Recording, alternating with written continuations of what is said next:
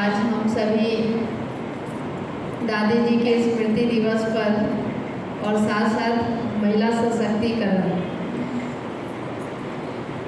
आज इस उपलक्ष्य में हम सभी यहाँ आए हैं। तो सचमुच दादी जी की जो महानता थी, जो तपस्या था, जो त्याग था, वो वर्णन करने लायक तो है ही नहीं। क्योंकि हम सब ने देखा है दादी जी को इतना बड़ा उम्र होने के बावजूद भी दादी जी के अंदर बहुत ही उमंग उत्साह था।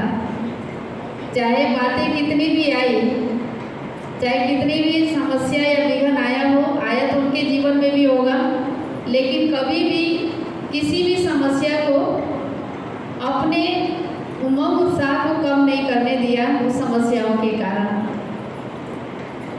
और हर बात में हमेशा ही फुल स्टॉप लगाने का दादी जी का इतना पक्का अभ्यास था कि कुछ भी बात होता था तो एक नामी एका नौमी, जो आप सबने सुना दादी जी का कि बचत स्थूल में तो था ही, लेकिन साथ साथ सूक्ष्म में भी अपने संकल्पों को व्यर्थ नहीं जाने देती थी। तभी तो लास्ट समय में दादी जी का जो संकल्प था कि मेरे ऊपर 1 रुपये का भी कोई खर्च नहीं होना चाहिए। तो दादी जी जब अव्यक्त भी हुए तो ऐसे टाइम पर कि ना तो ज़्यादा कोई पहुंच पाए और ना ही उनके ऊपर कोई खर्च था। तो बचत के ऊपर दादी जी का बहुत अटेंशन रहता था। कोई भी व्यर्थ संकल्प ना तो अपना चलने देती थी और ना दूसरे का चलाने देती थी। इतना इस सब बातों पर उनका अटेंशन रहता था। जैसे एक बार दादी जी से किसी ने पूछा कि दादी जी आपकी इतनी लंबी उम्र का राज क्या है, तो दादी जी ने एक ही बात कहा, फुल स्टॉप। क्योंकि हम सबका बहुत सी छोटी छोटी बातों के कारण बहुत एनर्जी चला जाता है, जो आप सभी महसूस भी करते हैं। एनर्जी तो जाता है, सो जाता है, लेकिन समय भी उसके साथ साथ वेस्ट होता है। समय भी, एनर्जी भी और हमारा संकल्प भी कितना वेस्ट चल जाता है। और दादी जी ने यही छोटी छोटी बातों में जो अपनी एनर्जी जमा की, तो धीरे धीरे आप सबने देखा दादी जी के जीवन में चाहे शारीरिक पेपर भी कितना भी आया, अभी लगता था कि दादी जी की इतनी तबीयत खराब है, पता नहीं दादी जी रहेंगे कि नहीं, और अभी तुरंत देखते थे दादी जी क्लास में आ जाती थी। तो ये सब का आधार क्या है? उन्होंने जो अपने शक्ति को जो बचाया, इतनी आत्माओं की जो दुआओं की जो शक्ति थी, वही शक्ति उनको अंत तक चलाते रहा और दादी जी चलते भी रहे।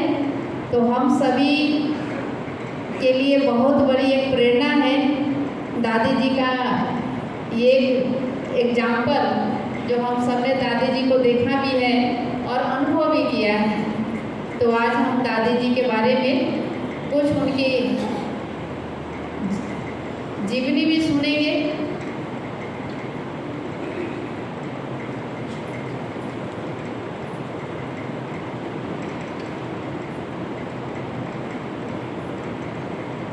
तो दादी जी का जीवन परिचय है। प्रजापिता ब्रह्मा कुमारी ईश्वरीय विश्वविद्यालय के कार्यों का संचालन एवं विकास करने में राजयोगिनी दादी जानकी जी का महत्वपूर्ण योगदान रहा है।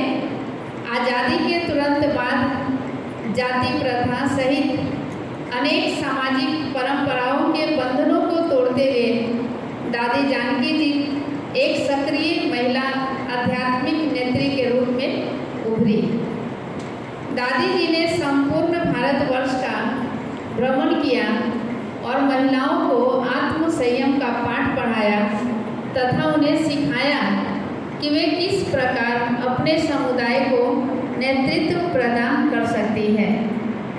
बचपन से ही दादी जानकी जी को इस बात की चिंता बनी रहती थी कि वे किस प्रकार दूसरों के जीवन को सुखी बना सकेंगे। बाल्यकाल में आप पिताजी के घोड़े गाड़ी में बैठ घूम कर शाकाहार का प्रचार किया करती थी तथा बुजुर्ग और बीमार लोगों की सेवा के साथ साथ उनका आत्मसम्मान बढ़ाया करती थी। ये दादी जी की ज्ञान से पहले का भी था। समाज सेवा, जो बुजुर्ग है उनके प्रति, जो महिलाएं सशक्त नहीं है उनके प्रति, तो ये बहुत उनके अंदर ये इस सेवा के प्रति उमंग उत्साह था दादी जी के अंदर। उनकी प्रारंभिक शिक्षा अनेक भारतीय शास्त्रों के अध्ययन से ओतप्रोत रही और उन शास्त्रों की अनेक बातें दादी जी को पहले से ही कंठस्थ थी। परमात्मा और सत्य ज्ञान की खोज में आपने अनेक तीर्थ यात्राएं भी की।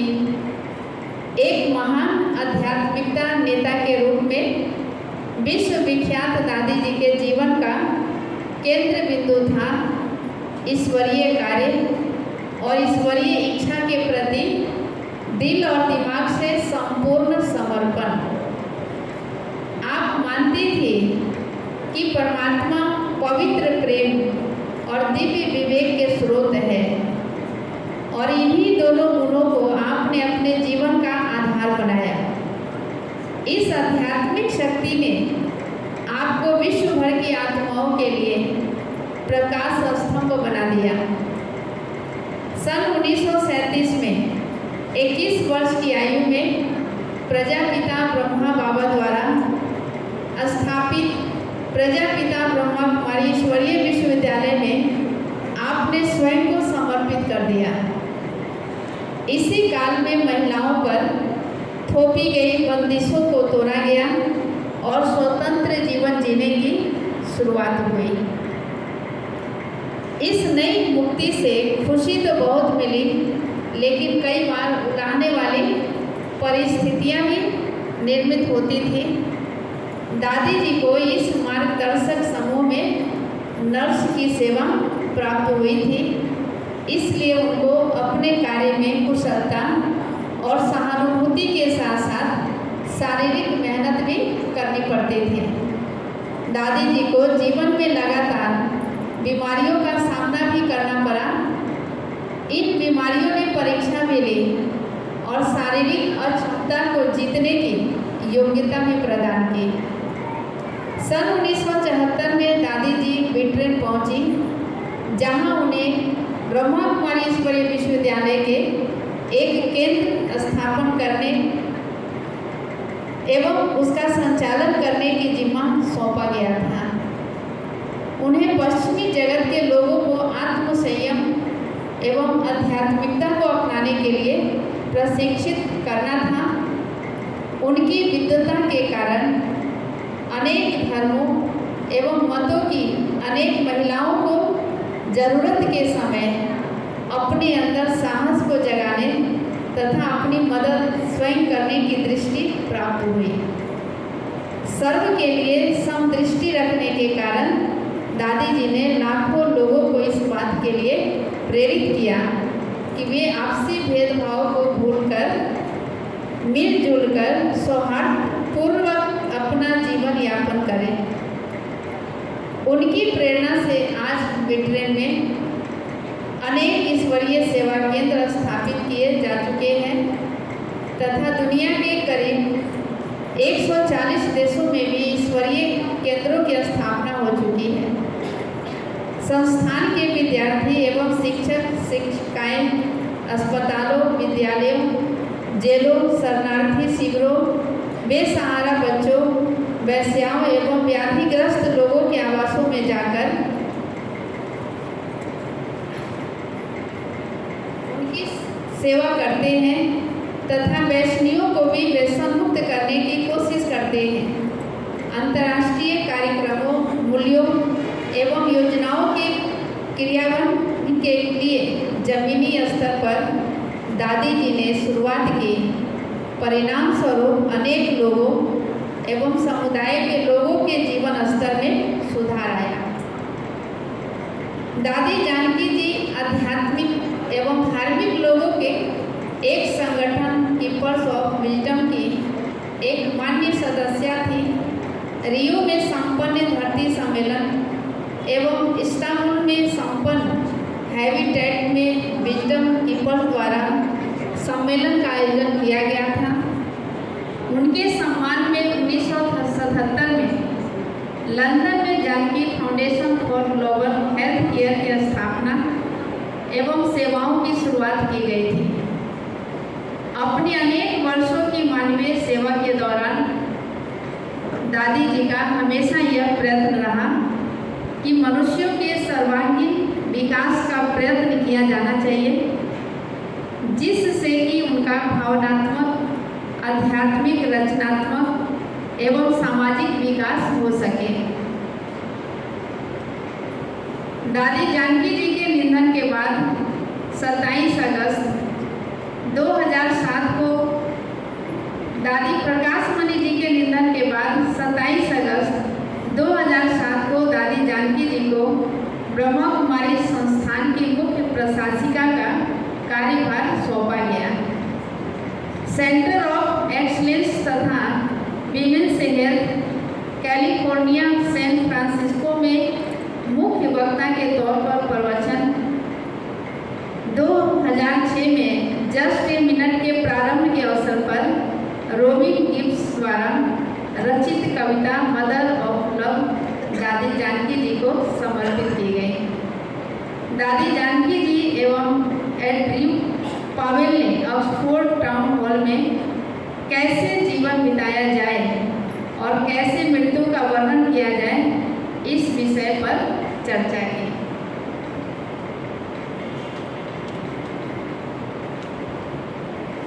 - 2005 में लंदन में आयोजित एक त्रिदिवसीय सम्मेलन वी द चेंज के दूसरे दिन मनुष्य एवं उनका ग्रह नामक विषय पर मुख्य वक्ता के रूप में आपने विचार प्रकट किए।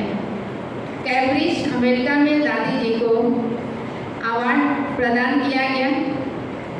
जून 2005 में मियामी में संपन्न what the believe do we now नामक कार्यक्रम में दादी जी ने मुख्य वक्ता के रूप में प्रवचन प्रस्तुत किया।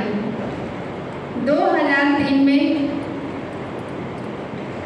यरूशलेम में संपन्न world Congress of religion leaders के सम्मेलन में दिसंबर में दादी जी ने भाग लिया। लंदन के ओलंपिया कॉन्फ्रेंस सेंटर द्वारा आयोजित mind, body and soul exhibition में क्विट रूम का उद्घाटन योग शक्ति राजयोगिनी दादी जानकी जी ने किया। 2002 में बर्मिंघम में आयोजित respect it all about time नामक कार्यक्रम में दादी जी प्रिंस ऑफ वेल्स सहित अनेक आध्यात्मिक नेताओं के साथ शामिल हुई। दादी जी ने जिनेवा में आयोजित the global piece invite of women religious and spiritual leaders नामक सम्मेलन में भाग लिया। 2000 में विंग्स ऑफ सोल नामक दादी जी की दूसरी पुस्तक का विमोचन संपन्न हुआ।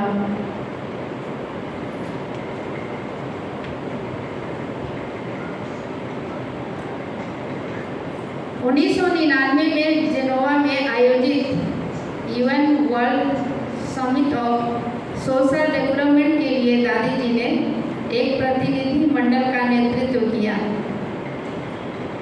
1998 में हाउस ऑफ लाइट्स लंदन में यूनाइटेड नेशन पीस मैसेंजर कार्यक्रम एवं global cooperation for a better world का पहली बार आगाज किया गया।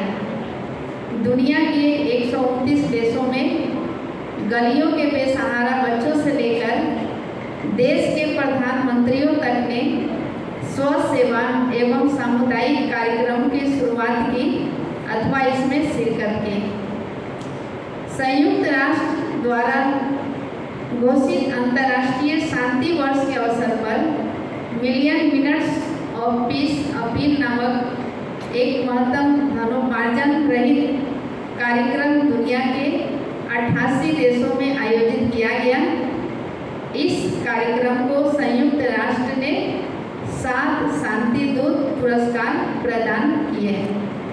1997 में ग्लोबल अस्पताल एवं शोध संस्थान माउंट आबू के कार्यों के सफल संचालन के लिए दादी जी ने Janki foundation for global health care नामक संस्थान को अपना नाम प्रदान किया।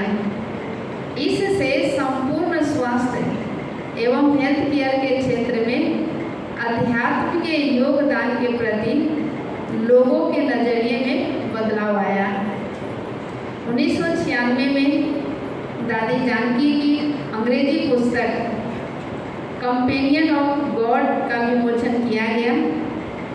इस्तांबुल टर्की में आयोजित संयुक्त राष्ट्र के सेटलमेंट नामक सम्मेलन में दादी जी ने एक प्रतिनिधि मंडल का नेतृत्व किया। इस सम्मेलन में विश्व की विभिन्न सरकारों को दादी जी ने मानवोन्मुख विकास, मनुष्यों की भूमिका एवं आध्यात्मिक मूल्यों के संदर्भ में उनके कार्यकलाप क्या हो, इसकी जानकारी दादी जी ने दी।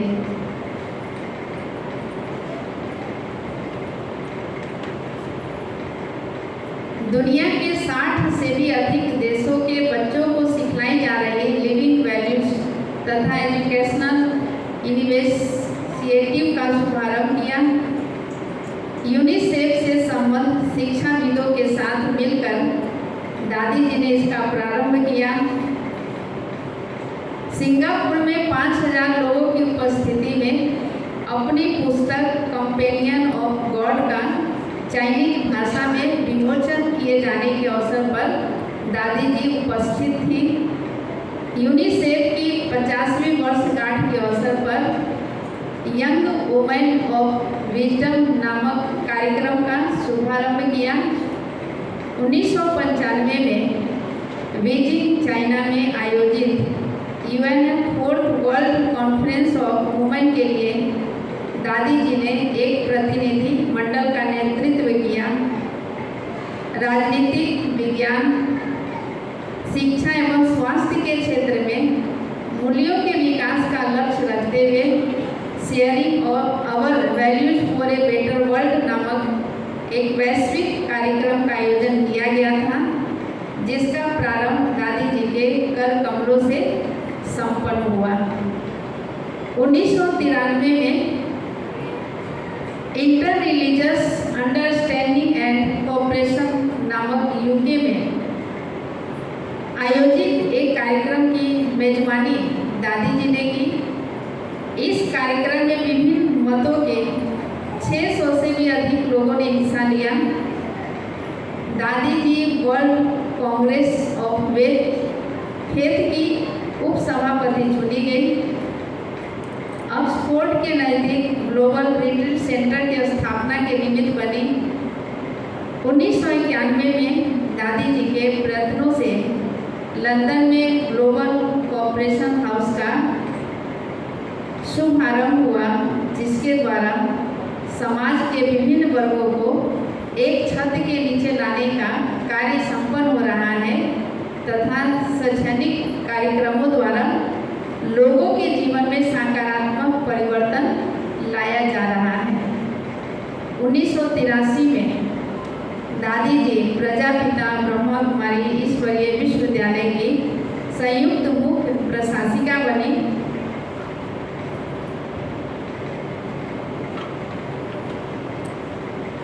1974 में 100 से अधिक देशों में ईश्वरीय विश्वविद्यालय के सेवा कार्यों की जिम्मेवारी संभाली। पूर्व और पश्चिम की संस्कृतियों में आध्यात्मिक सत्य और मानव प्रकृति की सार्वभौमिकता को प्रदर्शित किया। 100 से अधिक देशों की यात्रा की, जिसमें सामुदायिक परियोजनाओं का दौरा किया तथा प्रमुख सम्मेलनों और कार्यक्रमों को संबोधित किया। धर्म, जाति और विज्ञान सहित कई देशों में विश्व के नेताओं से मुलाकात की और 1951-1974 से लेकर भारत में एकमात्र महिला आध्यात्मिक वक्ता जिन्होंने विश्व भर में शिक्षण केंद्र स्थापित किए ताकि लोगों के जीवन में आध्यात्मिक मूल्यों को लाकर उनके जीवन को सशक्त बनाया जा सके। विशेष रूप से महिलाओं में आत्मनिर्भरता और नेतृत्व कौशल विकसित किया जा सके। महिलाओं के नेतृत्व कौशल में प्रशिक्षण पर काम किया, जो कि उस समय के लिए एक अभूतपूर्व चुनौती थी। प्रारंभिक समय में उन्होंने ब्रह्मा कुमारी संस्था की स्वास्थ्य देखभाल की जिम्मेवारी नर्स बनकर ली। दादी जी जब ईश्वरीय विश्वविद्यालय में शामिल हुई, उस समय 400 लोगों का मजबूत संगठन था और 1916 सिंध के उत्तरी भारतीय प्रांत में उनका जन्म हुआ। तो इस तरह से दादी जी का पाकिस्तान से लेकर के और भारत विदेश तक की जो सेवाओं, उनके द्वारा जो भी सेवाएं हुई, उनके द्वारा जो भी कार्यक्रम चले, उनके द्वारा जो भी संगठन तैयार किया गया, तो ये सब अभी आप सब ने विस्तृत रूप से आप सब सुने। ओम शांति।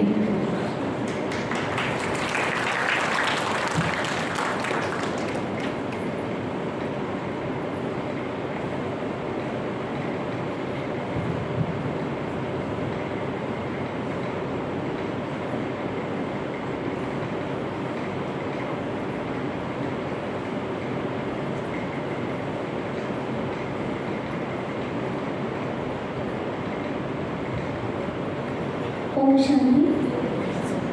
दादी जी के जीवन परिचय से हम पहले से भी कई आधे सब वाकिफ हैं, लेकिन एक छोटा सा वीडियो है जो खास हमारे मुख्य अतिथि जो IFS सुश्री ममता प्रियदर्शी जी पहली बार मरीन ड्राइव में, पहले भी ऐसे ब्रह्मा कुमारी संस्थान से उनका विशेष अच्छा जुड़ाव रहा है। हमारी अंजू दीदी जी के गेस्ट के रूप में तो आप हमेशा दीदी के द्वारा वहाँ सम्मानित भी होती रही हैं और उनके द्वारा हमेशा बहुत आपका सहयोग मिलता रहा है। आज दीदी ने खास मरीन ड्राइव में कहा था कि आप आए ताकि यहाँ का भी सेंटर आप एक बार ज़रूर देखें, और आज का विशेष दिन इसलिए चुना गया क्योंकि महिलाओं को सशक्त स्वरूप में देखने की दादी जी की जो आशाएँ थी, वो दादी जी ने अपने जीवन से पूर्ण करने की पूरी, क्योंकि लोग शिक्षाओं से करते हैं लेकिन कोई अपने जीवन से करे वो व्यक्ति महान बन जाता है। तो हम दादी जी का एक छोटा सा वीडियो देखेंगे हमारी अनीता निधि जी मैम से और उपासना जी से भी हम आग्रह करेंगे कि थोड़ी देर के लिए हम थोड़ा सा भाई से आग्रह है कि कृपया 3 चेयर यहाँ ऐसा लगाएं स्टेज पर ही, जो उस वीडियो के द्वारा हम थोड़ा सा दादी जी का परिचय और स्पष्ट, जो पहली बार दादी जी को देख रहे हैं, देखा तो है लेकिन जीवन का थोड़ा सा झलकी, ऐसी झलकियाँ जो दादी जी के जीवन को और स्पष्ट करती हैं। हमारे पूरी तरह तो नहीं हो सकता लेकिन छोटा सा इतना तो जान सकते हैं कि दादी जी ने कितने विश्व की ऐसी सेवाएं की, तो जो आज के समय में आप जिन्होंने भी दादी को देखा है उनसे आप पूछेंगे तो पता चलेगा कि दादी का मिलना ही उनके लिए उनकी खुशी का आधार बन जाता था, ज्ञान की ज़रूरत नहीं पड़ती थी। ऐसे कॉर्नर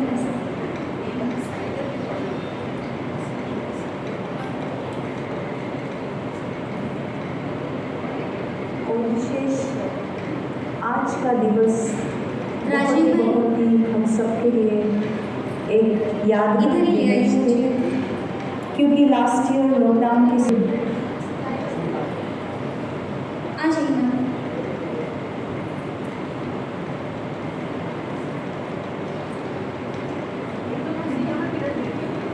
अभी जो बहुत साल दादी के साथ अमसंग रही और मेरा जीवन का पलटा ही दादी के सामने आते ही हो गया।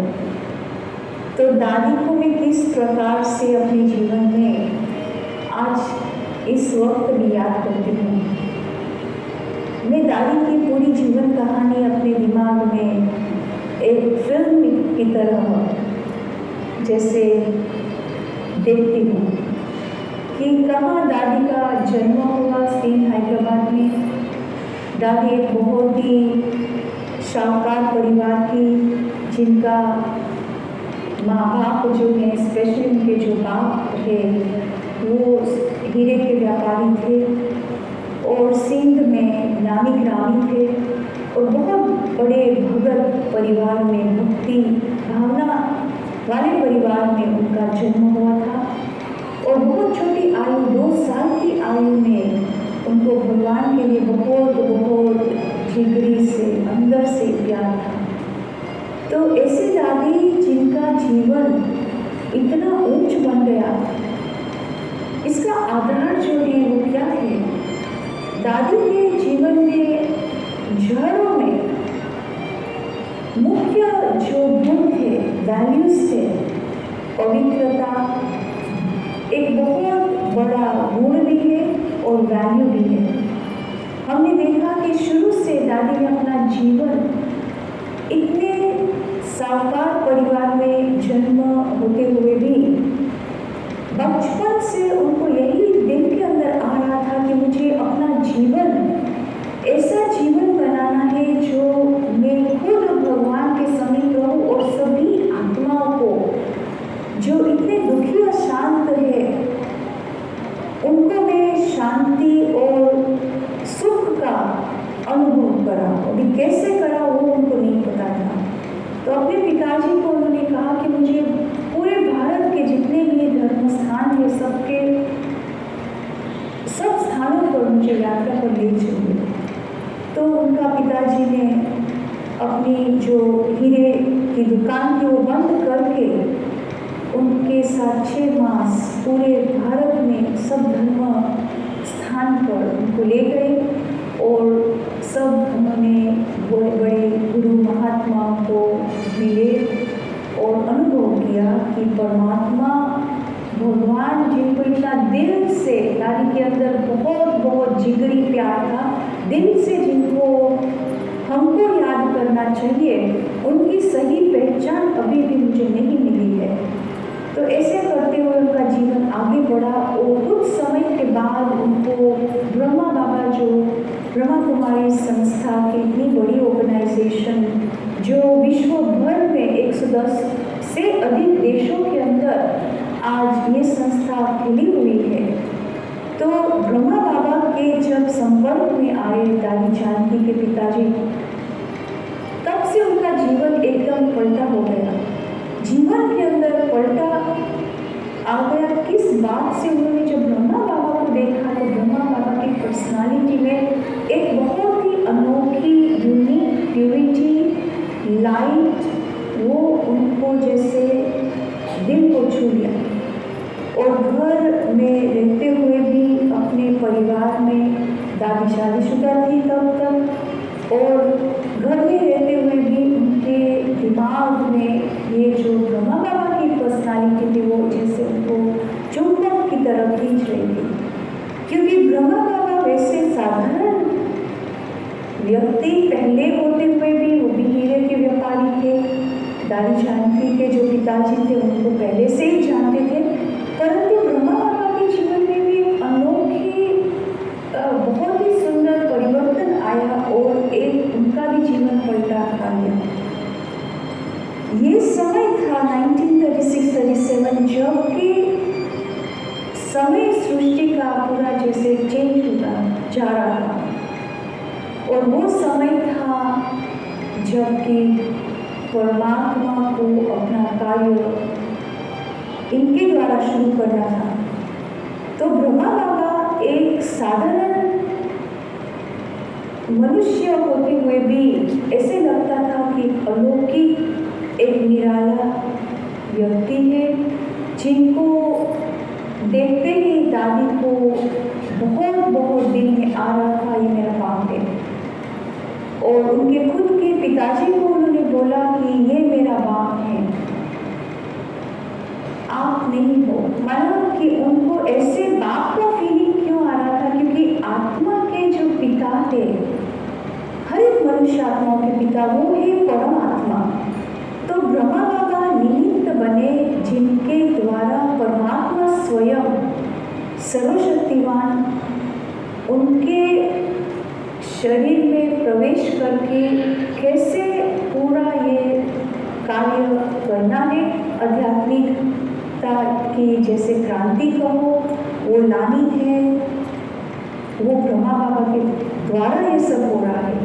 तो दादी को ये बहुत ही जैसे दिल को छू लिया और बहुत ही उनको ब्रह्मा बाबा के समीप रहने का उनके अंदर संकल्प था। यहाँ दादी का जीवन पूरा चेंज हो गया और कैसे भी करके वो अपने सिचुएशंस से निकल करके ब्रह्मा बाबा के पास दादी आ गई और उन्होंने बहुत ही साइलेंटली ब्रह्मा बाबा के जीवन को नोट किया, अच्छी तरह से स्टडी किया। और उन दिनों में दादी जो थी बहुत बहुत सन्यासी के संस्कार वाली थी। माना कि उनको अकेला अकेला रहना पसंद आता था, बहुत ही अच्छा लगता था कि शांति में बैठ करके स्टडी करें और जो ब्रह्मा बाबा बातें सुना रहे थे, ज्ञान की चर्चा कर रहे थे, उनके ऊपर ज़्यादा उनका विचार चलता था।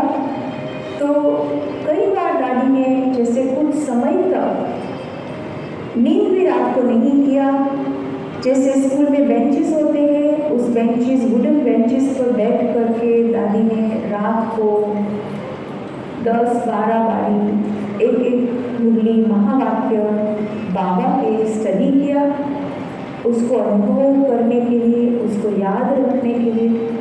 तो हम कहोगे कि दादी जान के जीवन में स्पेशली उनके जो रूट्स है जीवन में, वो यही रहे कि स्टेबिलिटी, एकाग्रता उनके अंदर बहुत थी।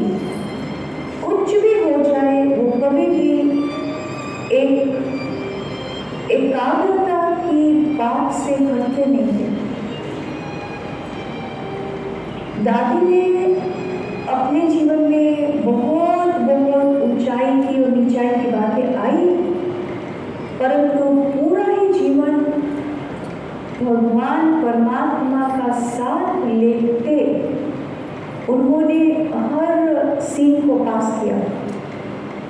तो भारत में सेवा करते करते दादी का कैसे विश्व माना भारत से विदेश में आना हुआ। दादी ने एक बार ब्रह्मा बाबा को कहा कि बाबा मैं तो इंग्लिश भी नहीं जानती हूँ और मुझे साइंस भी पसंद नहीं है, मैं भगवान से दूर नहीं होना चाहती हूँ, मैं कैसे जाऊँगी वेस्ट में। पर दादी के अंदर बाबा को बहुत बहुत एक निश्चय था और दादी को भी शुरू से लेकर के आज्ञाकारी होने के कारण बाबा की बात को उन्होंने स्वीकार कर लिया। और जब दादी विदेश में आई, स्पेशली पहले बार 1974 में लंदन में जब दादी आई, तो दादी ने वहाँ पूरा उनका जो रूपरेखा है स्टडी कर लिया और अपने जीवन में दादी के अंदर बहुत गहरी प्यूरिटी की धारणा थी और उनके अंदर स्टेबिलिटी थी। कोई भी बात में दादी हिलती नहीं थी, कई बातें आती थी। कभी कभी लोग उनको भड़काते थे, कई बातें ये आप ये नहीं कर सकते, आप लोगों को नहीं बोल सकते हो कि आप जल्दी सुबह को या आओ क्लास में, आप घरों में इतने लोगों को नहीं बिठा सकते हो, कई बातें आती थी। और इतने सब भाई बहन सब कलर्स वाले, चाइनीज, इंग्लिश, एफ्रो कैरिबियन, सब प्रकार के इंडियंस, ब्रिटिश, सब प्रकार के भाई बहनें, यंग, मिडिल एजेड, सब एक कमरे में बैठ करके फ्लोर पर ये स्टडी करें। तो देखा जाता है कि दादी की जो अंदर की स्टेबिलिटी थी, भगवान के अंदर जो मान्यता थी, उसकी जो शक्ति थी, वो शक्ति भगवान के कार्यों को, जैसे बाबा का कार्य को आगे बढ़ाया। दादी कहाँ पर भी रुकी नहीं, रुकावट तो बहुत सारी है, पर एक बार दादी ने और भी नोट किया कि यहाँ पर जो है प्यूरिटी की बहुत कमी है। तो दादी के हिसाब से प्यूरिटी, पवित्रता जिसको हम कहते हैं, वो गहरी परिभाषा है। पवित्रता माना दादी के लिए है कि स्वच्छता, सरलता, सच्चाई, सफाई, प्यूरिटी माना हमारी जो दृष्टि में भाई भाई की दृष्टि। और हमेशा दादी का ध्यान जाता था हमारी पैरवाइश पर, हमारे बालों पर हम कैसे अपने को प्रेजेंट करते हैं, तो दादी ने जैसे हर एक की लाइफस्टाइल को अच्छी तरह से स्टडी करते हुए जो स्पिरिचुअल नॉलेज है, स्पिरिचुअल शक्ति है, वो शक्ति को कैसे हम जैसे औरों को अनुभव कराए कि ये शक्ति अगर हमारे जीवन में नहीं है तो हमारा जीवन एक्चुअली जानवर से भी बदतर है। तो दादी ने उनको कैसे ये रियलाइज कराया कि खुद दादी इसका स्वरूप थी।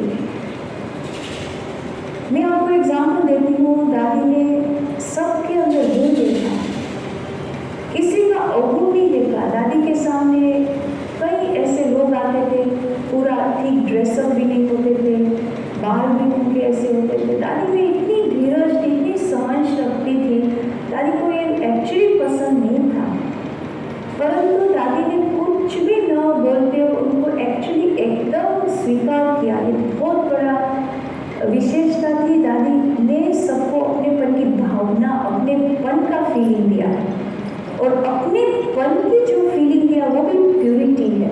तो मेरा ये अनुभव है, जब मैं दादी को पहली बार जब दादी को देखा तो एक शक्ति का स्वरूप है। ये छोटी कद की दादी हमारी इतना साधारण है, इतनी स्वीट है, इतनी रहमदिल है, इतनी कंपैशनेट है। तो दादी की जो प्यूरिटी की शक्ति है वो इन गुणों के द्वारा जैसे झलक रही थी, और उनके अंदर जो एकाग्रता थी, दादी के अंदर जो स्टेबिलिटी थी, वो अमेजिंग स्टेबिलिटी थी।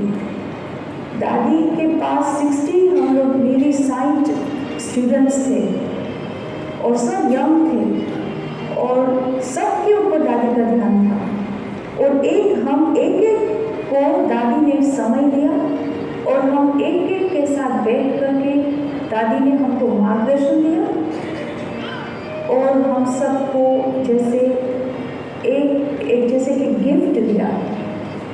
मुझे दादी ने ये दिखाया कि मैं कैसे अपना जीवन, आध्यात्मिक जीवन बना सकती हूँ, जबकि मैं खुद ही बहुत बंधन में थी।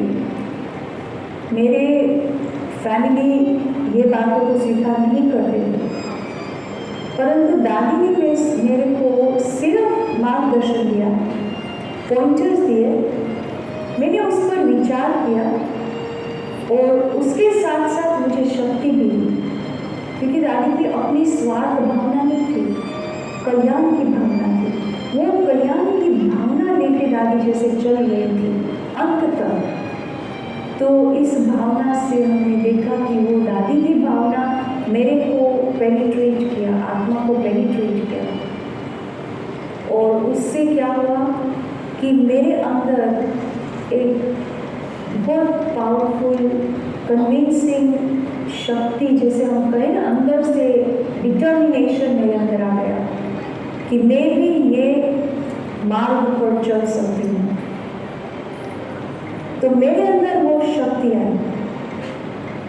ये बड़ी बात है, क्योंकि मेरे जीवन में बहुत सारी एम्बिशंस थी, वहाँ से मैं मुड़ करके इस मार्ग पर आ गई। सबको अजब लगा कि कैसे मैंने अपना जीवन में ये फैसला किया। अगर दादी मेरे सामने नहीं होती तो आज मैं समझती हूँ कि मैं भी यहाँ तक नहीं पहुँच पाती। दादी ने मुझे बहुत बहुत कॉन्फिडेंस दिया, बहुत एम्पावरमेंट किया, और हमने भी दादी के जीवन से स्टेबिलिटी और प्यूरिटी की शक्ति हमको आज भी जैसे अभी भी इंस्पायर कर रही है। और ये इंस्पिरेशन हम हमेशा अपने जीवन में रखेंगे, और औरों को भी हम ये इंस्पिरेशन देते रहेंगे। ये मेरी गिफ्ट है दादी से।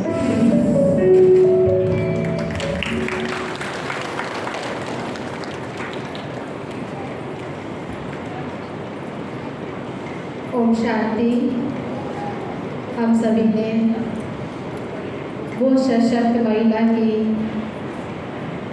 वो शक्तिशाली वुमेन्स की, वो माँ की, वो ममतामयी जगत जननी की हम सभी ने बहुत संक्षिप्त में परिचय सुना और देखा कि दादी माँ क्या है, दादी माँ क्या है और हमसे दादी जी क्या चाहते हैं। तो भगवान शिव बाबा ने इसीलिए कहते हैं कि महिला बहुत सशक्त है, लेकिन आज महिलाएं अपने आप को सशक्त बनाने के लिए बाहर की चीज़ों का, मूल्यों को छोड़कर उन सारे चीज़ों का प्रयोग करना चाहती है जिससे वो अपने आप को सशक्त बना सके, पावरफुल बना सके। लेकिन दादी जी ने मूल्यों को अपने जीवन का आधार बनाया और उस मूल्यों का आधार बनाकर दादी जी कहाँ से कहाँ पहुँच गई। तो मूल्य हमारे आंतरिक सुंदरता को बढ़ाते हैं, सौंदर्य को बढ़ाते हैं। तो आज इसी सौंदर्य को बढ़ाने के लिए हमारे बीच में इस संस्था में आज दादी जी के स्मृति दिवस पर डीएफओ मैन ममता प्रियदर्शी जी हमारे बीच में पहुंची हैं। हम उनका बहुत बहुत करताल ध्वनि से स्वागत करते हैं, स्वागत करते हैं, स्वागत करते हैं। सीपी क्लब अध्यक्ष लक्ष्मी बहन जी, अनीता निधि समाज सेवी जो हम सभी के बीच में बाबा की ही बच्ची है और आज हम सभी के बीच में पहुंची है, उनका भी बहुत बहुत स्वागत करते हैं, स्वागत करते हैं। और उपासना बहन जी हम सभी के बीच में पहुंची हैं, हम उनका भी बहुत बहुत स्वागत करते हैं, स्वागत करते हैं, स्वागत करते हैं। और बहनों से अनुरोध करेंगे कि तिलक और फूलों के द्वारा इन सभी महान हस्तियों का, इन सशक्त नारियों का हम सभी सम्मान करेंगे और साथ ही साथ हम सभी बहनों की प्रेरणा की स्रोत, जमशेदपुर के सभी भाई बहनों की प्रेरणा की स्रोत हमारे बीच में अंजू दीदी जी भी